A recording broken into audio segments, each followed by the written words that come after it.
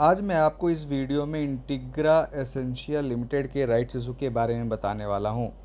मैं ये भी बताऊंगा कि आप इस राइट्स इशू में कैसे कैसे अप्लाई कर सकते हैं और मैं आपको इस राइट्स इशू की पूरी जानकारी दूंगा ताकि इस राइट्स इशू से रिलेटेड आपके मन में जो भी सवाल उठ रहे हों आपको उसका जवाब मिल सके।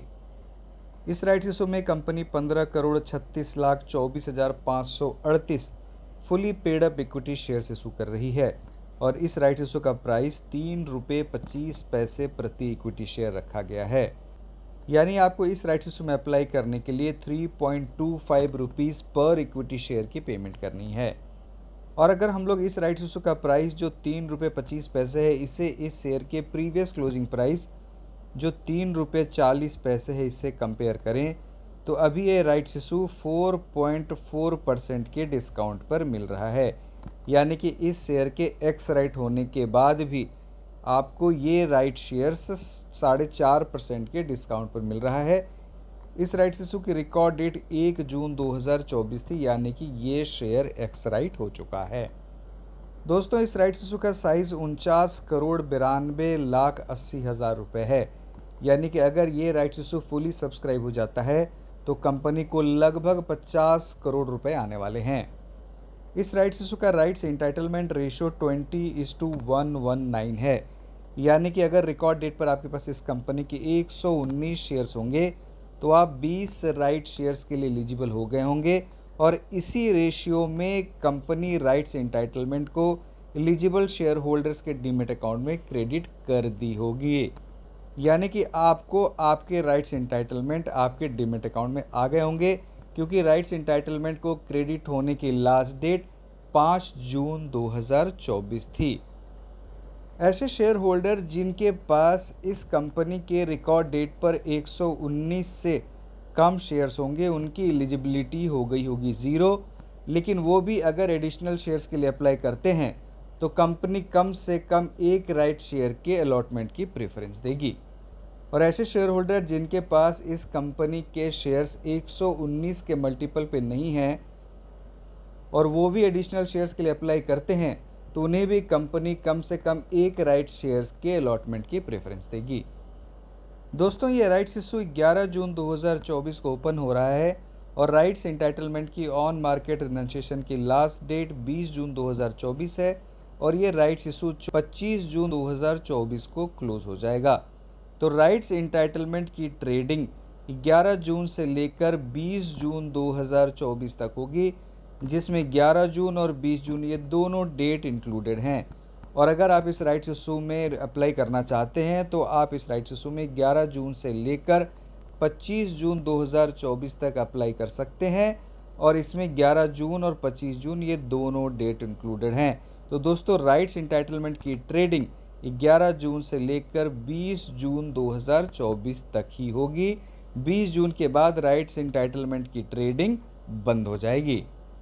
दोस्तों, यहाँ मैं आपको एक इम्पॉर्टेंट बात बता दूँ कि राइट्स इंटाइटलमेंट कोई शेयर नहीं है। कई लोगों को ये कन्फ्यूज़न हो जाता है कि राइट्स इंटाइटलमेंट शेयर्स ही हैं।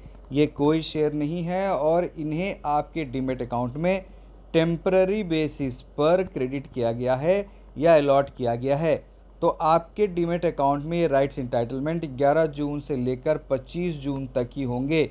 इस इशू के क्लोज हो जाने के बाद ये राइट्स इंटाइटलमेंट एक्सटिंग्विश हो जाएंगे, गायब हो जाएंगे और फिर आप इसका कुछ नहीं कर पाएंगे। बहुत लोग सोचते हैं कि राइट्स इंटाइटलमेंट शेयर है और उन्हें वो अपने डीमेट अकाउंट में हमेशा ही सोचते हैं कि पड़े रहेंगे, लेकिन ऐसा नहीं होता है। ये राइट्स इंटाइटलमेंट 25 जून के बाद एक्सटिंग्विश हो जाएंगे, गायब हो जाएंगे। तो दोस्तों, आपको राइट्स इंटाइटलमेंट का कुछ करना है 11 जून से लेकर 25 जून के बीच। अगर आप इस राइट्स इशू में बिल्कुल अप्लाई नहीं करना चाहते हैं तो आपको राइट्स इंटाइटलमेंट को 11 जून से लेकर 20 जून के बीच बेच देना है। और अगर आप इस राइट्स इंटाइटलमेंट में अप्लाई करना चाहते हैं तो आपको नहीं बेचना है और आपको 11 जून से लेकर 25 जून के बीच इस राइट्स इशू में अप्लाई कर देना है। और एप्लीकेशन के लिए आपको ₹3.25 प्रति इक्विटी शेयर की पेमेंट भी करनी होगी। दोस्तों, राइट्स इंटाइटलमेंट आपका राइट है। कंपनी ने आपको राइट्स इंटाइटलमेंट इसलिए दिए हैं क्योंकि आप रिकॉर्ड डेट पर एलिजिबल थे, आपके पास इस कंपनी के शेयर थे तो आपकी एलिजिबिलिटी इसीलिए बनी है और कंपनी ने राइट्स एंटाइटलमेंट इसलिए आपको दिए हैं ताकि आप इन राइट्स एंटाइटलमेंट के थ्रू इस कंपनी का राइट शेयर्स बाई कर सकें और इस कंपनी में इन्वेस्ट कर सकें और कंपनी को उसके बदले पैसा मिले। तो ये आपका कोई ऑब्लिगेशन नहीं है। आप चाहें तो राइट्स एंटाइटलमेंट की ट्रेडिंग डेज़ के अंदर यानी कि 11 जून से 20 जून के बीच सेल भी कर सकते हैं। आप चाहें तो इन राइट्स एंटाइटलमेंट को पार्शियली सेल कर सकते हैं और पार्शियली इस राइट्स इशू में अप्लाई भी कर सकते हैं। और अगर आप चाहें तो आप इन राइट्स एंटाइटलमेंट के थ्रू इस राइट्स इशू में पूरी तरह से अप्लाई कर सकते हैं और आप चाहें तो आप इग्नोर भी कर सकते हैं, लेकिन आपको ये इग्नोर नहीं करना है, क्योंकि अगर आप राइट्स एंटाइटलमेंट को पूरी तरह से इग्नोर कर देते हैं तो आपको लॉस ही होगा। इसके बारे में मैं आपको आगे बताता हूँ।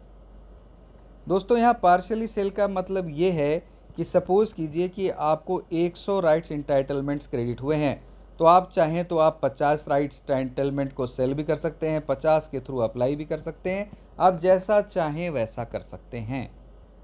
ऐसे शेयर होल्डर जिनके डीमैट अकाउंट में राइट्स एंटाइटलमेंट क्रेडिट हुए हैं, इसका मतलब वो इनके लिए एलिजिबल थे और वो इनके लिए बिल्कुल फ्री है।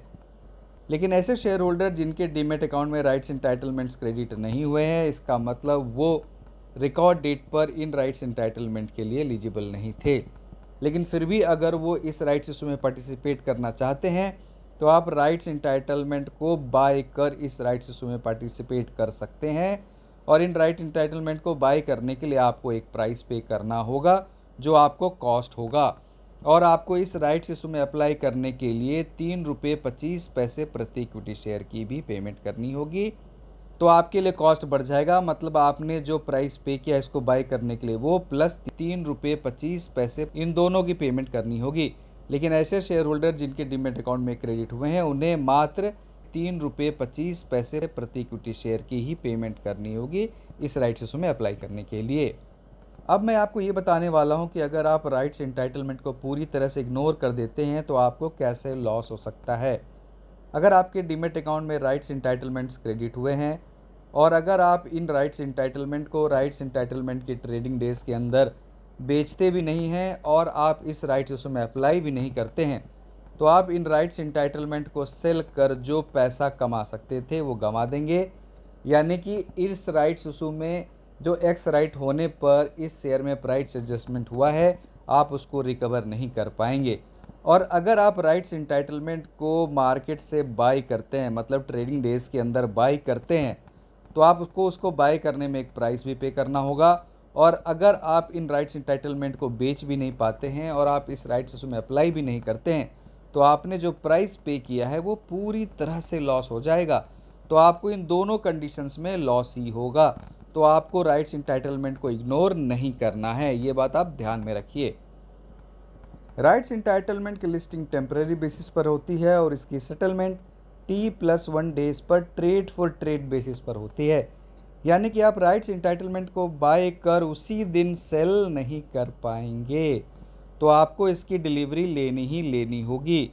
तो आपको इस बात का भी ध्यान रखना बहुत ज़रूरी है, क्योंकि अगर आप राइट्स एंटाइटलमेंट को 20 जून तक सेल नहीं कर पाते हैं तो आपके पास मात्र एक ही ऑप्शन बचेगा, वो होगा इस राइट्स इशू में अप्लाई करने का। और एप्लीकेशन में आपको 3 रुपये 25 पैसे प्रति इक्विटी शेयर की पेमेंट भी करनी होगी। दोस्तों, ये राइट्स इशू एक fully paid up rights issue है, तो आपको इस राइट्स इशू में 3 रुपये 25 पैसे जो इस राइट्स इशू का प्राइस है, 3 रुपये 25 पैसे प्रति इक्विटी शेयर की पेमेंट पूरी तरह से एप्लीकेशन के साथ ही करनी है। यहाँ कोई पार्शियल पेमेंट की ऑप्शन नहीं रखी गई है।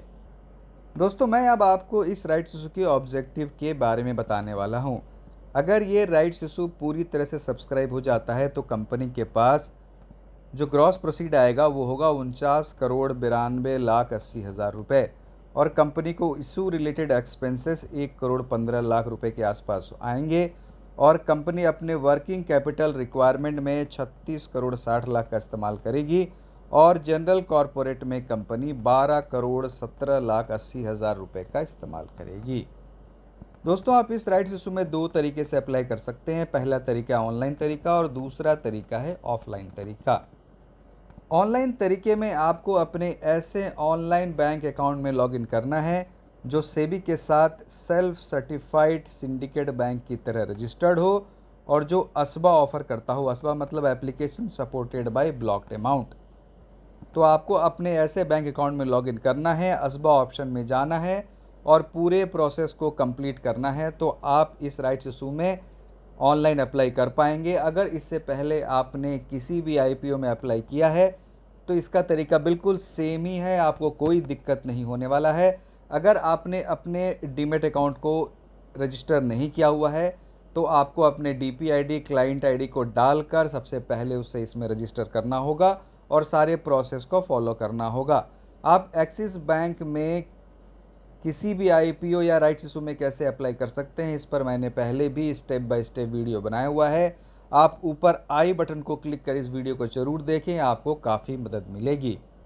ऑफलाइन तरीके में आप दो तरीके से अप्लाई कर सकते हैं। पहला तरीका है कि आपको मेल के थ्रू जो स्पेसिफाइड एप्लीकेशन फॉर्म मिला है उसको फिल करना है, डेजिग्नेटेड ब्रांच में जाना है और उसे सबमिट कर देना है, तो भी आप इस राइट्स इशू में अप्लाई कर पाएंगे। और अगर आपके पास कोई भी स्पेसिफाइड एप्लीकेशन फॉर्म नहीं है तो प्लेन पेपर पर आपको सारी डिटेल भरनी है, अपनी क्लाइंट आईडी, डीपीआईडी, कंपनी का नाम, आप कितने शेयर्स के लिए अप्लाई कर रहे हैं, इन सारी डिटेल्स को पूरी तरह से फिल करना है, अपना साइन करना है और डेजिग्नेटेड ब्रांच में जाकर जमा कर देना है, तो भी आप इस राइट्स इशू में अप्लाई कर पाएंगे।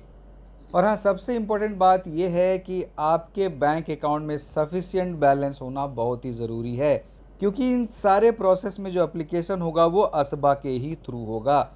तो आपके बैंक अकाउंट में अगर सफिशिएंट बैलेंस होगा तभी बैंक आपके अमाउंट को ब्लॉक कर पाएगी और आपका एप्लीकेशन सक्सेसफुल होगा। दोस्तों, आपको एप्लीकेशन एक ही प्रोसेस से करना है। अगर आप ऑनलाइन तरीके से करते हैं तो आपको ऑफलाइन तरीके से अप्लाई नहीं करना है, क्योंकि अगर आप दोनों तरीके से अप्लाई कर देंगे तो आपका एप्लीकेशन रिजेक्ट हो सकता है। अगर आपके पास मल्टीपल डीमेट अकाउंट हैं और इंटेग्रिया एसेंसिया के आरईस एक से ज़्यादा डीमेट अकाउंट में दिख रहे हैं और आपको सारे आरई के थ्रू राइट्स इशू में अप्लाई करना है, तो आपको हर डीमेट अकाउंट से सेपरेटली अप्लाई करना होगा, तभी आप सारे राइट शेयर्स में अप्लाई कर पाएंगे।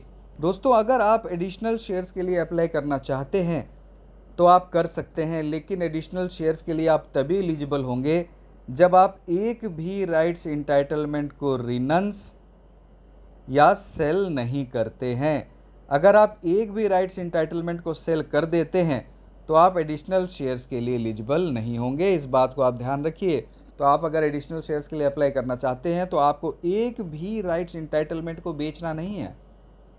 अब चलिए मैं आपको इस राइट्स इशू की पूरी स्केड्यूल बता दूं। राइट्स इंटाइटलमेंट की क्रेडिट होने की लास्ट डेट 5 जून 2024 थी।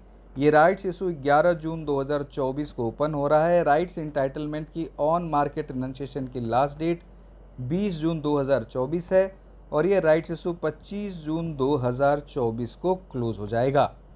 राइट्स शेयर्स के टेंटेटिव अलॉटमेंट की डेट 29 जून 2024 है और राइट शेयर्स के क्रेडिट होने की टेंटेटिव डेट 2 जुलाई 2024 है और राइट शेयर्स की लिस्टिंग टेंटेटिवली 5 जुलाई 2024 को होगी। इस राइट्स इशू के registrar skyline financial services private limited है और इनकी वेबसाइट है www.skylinerta.com। आप चाहें तो रजिस्ट्रार की वेबसाइट को विजिट कर भी इस राइट्स इशू की पूरी डिटेल ले सकते हैं। मुझे उम्मीद है कि मेरी बताई गई बातों को सरल भाषा में आप पूरी तरह से समझ पाए होंगे, लेकिन अगर इसके बाद भी आपके मन में कोई कन्फ्यूज़न हो, आपके मन में कोई सवाल आ रहा हो तो आप कमेंट सेक्शन में लिख सकते हैं। मैं पूरी कोशिश करूंगा कि आपके सवालों का उत्तर दूं। तो दोस्तों, इस वीडियो को लाइक करें, मेरे चैनल को सब्सक्राइब करें, इस वीडियो को अधिक से अधिक लोगों के साथ शेयर भी करें। बहुत बहुत धन्यवाद।